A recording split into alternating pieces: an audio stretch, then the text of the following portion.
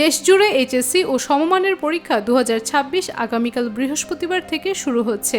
বাংলা প্রথম পত্রের মাধ্যমে শুরু হতে যাওয়া এই পরীক্ষায় এবারই প্রথম দেশের সব শিক্ষা বোর্ডে একই প্রশ্নপত্রে পরীক্ষা অনুষ্ঠিত হবে। এবছর পরীক্ষায় অংশ নিচ্ছেন মোট 12,70,583 জন শিক্ষার্থী, যা গত বছরের তুলনায় 19,472 জন বেশি। এর মধ্যে 9টি সাধারণ শিক্ষা বোর্ডে 10,69,714 জন এবং মাদ্রাসা ও কারিগরি শিক্ষা বোর্ডে পরীক্ষার্থী রয়েছেন 2,869 জন। সারা দেশের 2,997টি কেন্দ্রের মধ্যে 145টি কেন্দ্রকে ঝুঁকিপূর্ণ হিসেবে চিহ্নিত করা হয়েছে, যার 40টি ঢাকায় অবস্থিত।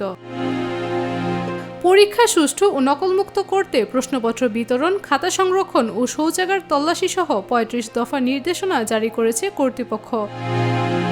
শিক্ষামন্ত্রী ডক্টর আ.ন.ম এহসানুল হক মিলন জানিয়েছেন, কোনো কেন্দ্রে নকল ধরা পড়লে পরীক্ষার্থীর পাশাপাশি সংশ্লিষ্ট শিক্ষা প্রতিষ্ঠান প্রধানের বিরুদ্ধেও ব্যবস্থা নেওয়া হবে। আন্তঃশিক্ষা সমন্বয় বোর্ড কমিটির সভাপতি অধ্যাপক সৈয়দ আখতারুজ্জামান জানান, প্রশ্ন ফাঁসের কোনো সুযোগ নেই, তবে এমন কিছু ঘটলে সারা দেশে ওই দিনের পরীক্ষা স্থগিত করে পরে নতুন প্রশ্নে পরীক্ষা নেওয়া হবে। অন্যদিকে সব বোর্ডে একই মানদণ্ডে উত্তরপত্র মূল্যায়ন করাকে বড় চ্যালেঞ্জ মনে করছেন শিক্ষাবিদরা।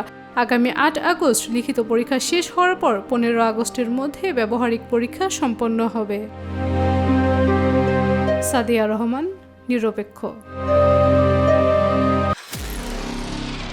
নিরপেক্ষ, সত্য প্রকাশে আপোষহীন।